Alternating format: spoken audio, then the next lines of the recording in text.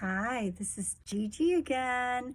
I've got a new book for you. This is one of our favorites. Can you read it?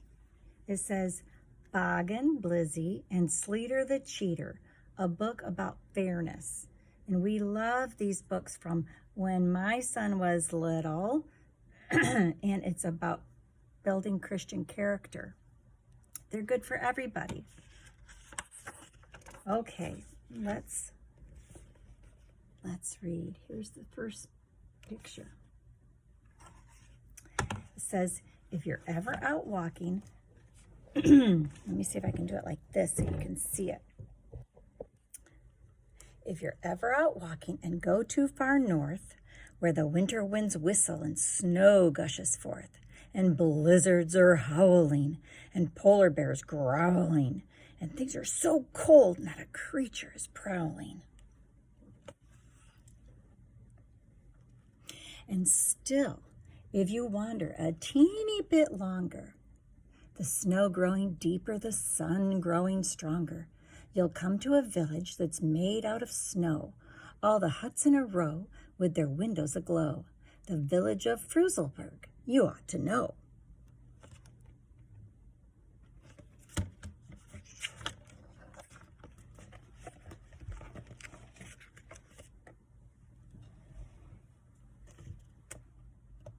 A while ago, long ago, quite a while back, in a small hut at the end of the track, two Fruzel kids lived with their father and mother. Boggin was one and Blizzy the other. Noons in the summer and nights in the fall, Boggin and Blizzy played icy ball, an odd little game you might guess by the name. But whether it snowed or it glowed or it rained, their Fruzel friends came and they played just the same.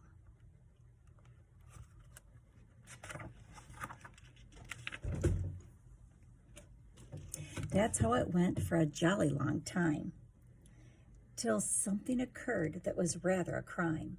A Fruzel named Sleeter came over one day, bringing some buddies from Black Blizzard Bay.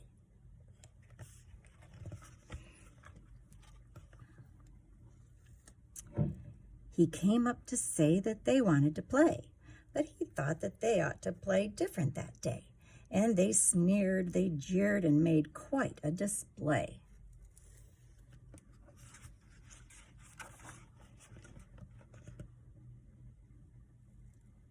A contest is needed, said Sleeter aloud.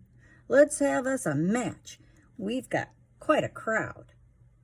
It's us against you, and we get to start. See, I know the rules because I'm so smart.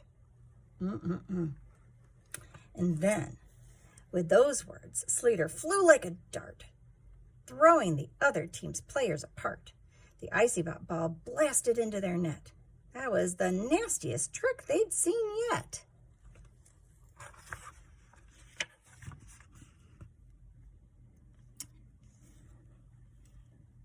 "10 points, shouted Sleeter. We're in the lead. And then he tripped Boggin. What a dastardly deed.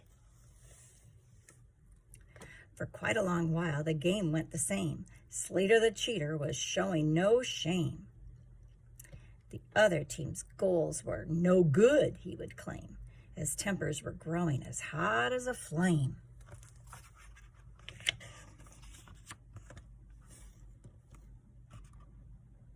He told them they fouled. No pushing, he growled. My shot, he howled. And then, when he missed, it's a goal, Sleeter scowled.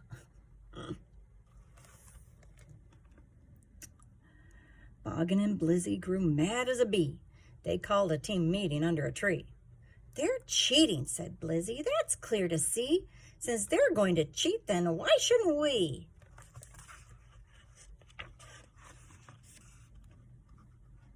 From that moment on, the game turned to war. No one could tell who was cheating the more. They lied on their score, how tempers did soar. They fought, and what's more, icy ball wasn't fun like before.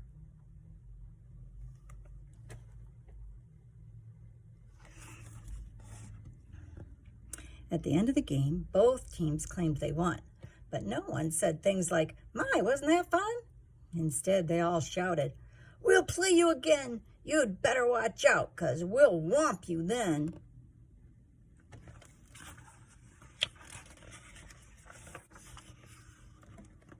So angry and jumpy, bruised up and bumpy, they all shuffled home feeling nasty and grumpy. Boggin and Blizzy both sat at the table. They didn't eat much, for they didn't feel able. They fumed and they grumbled the whole supper long, till Dad finally asked them, "Kids, what is wrong?" "It's Sleeter, that cheater," cried Blizzy out loud. "He's ruined our game. I hope he feels proud. It used to be fun to play icy pop ball, but with Sleeter the cheater, it's no fun at all."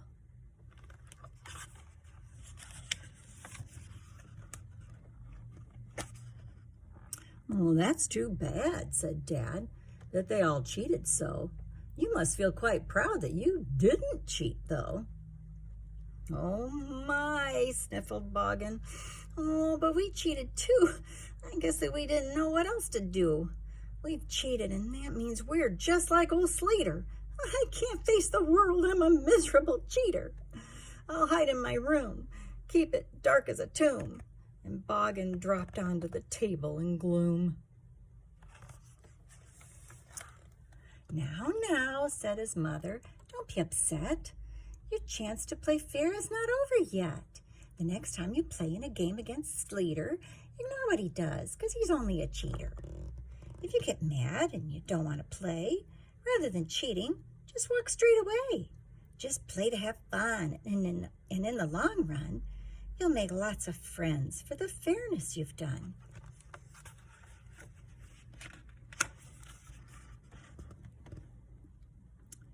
The very next day on the icy pop rink, guess who showed up? Who do you think? It was Sleeter and all of his terrible team. "Let's play," Sleeter shouted. "You're gonna get creamed." So Boggin and Blizzy called a team meeting and made up a plan to stop all this cheating. The whole team agreed that the plan would succeed, and they thought it was better than cheating indeed.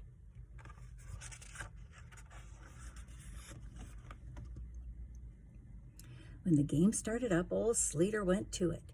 He grabbed Boggin's hat and suddenly threw it. He tied up their net, he got their coats wet, pushing and shoving and cheating, and yet Boggin and Blizzy just didn't get mad. The nicer they played, the more Sleeter did bad.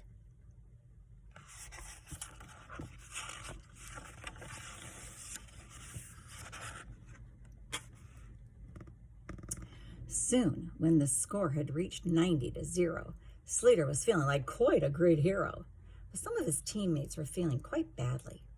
"Why don't we play fair now?" said one fellow sadly. "Let's play by the rules," another one said. "What does it matter? We're so far ahead." "Whose team are you on?" Sleeter screamed in a fit. "My team are the sissies. Then why don't you quit?" Ooh. With those awful words, the ball game stopped dead, and Sleeter the cheater's face turned all red, for all of his teammates were staring at him, staring and glaring and looking quite grim. "We're sick of this cheating," his teammates all growled. "We've tripped and we've pushed and we've constantly fouled. The other team wants to play fair, and that's good. With just one less player, we think that we could."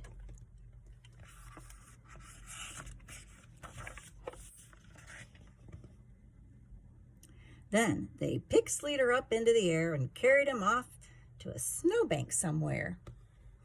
They gave him a throw out into the snow and shouted, "We don't need your cheating, you know. So get lost, take a hike. You might as well go."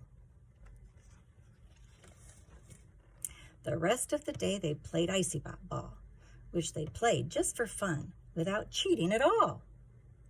Boggin and Blizzy received many thanks for playing so fairly despite all the pranks.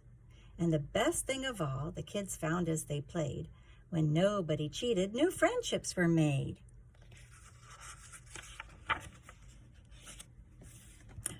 So, noons in the summer and nights in the fall, the Frusel kids came to play icy pop ball. And Sleeter the cheater would watch from the hill. As far as I know, he's sitting there still. You should be like one big happy family full of sympathy toward each other, loving one another with tender hearts and humble minds. From 1 Peter 3:8. I hope you enjoyed our book. And you have a wonderful day. Bye.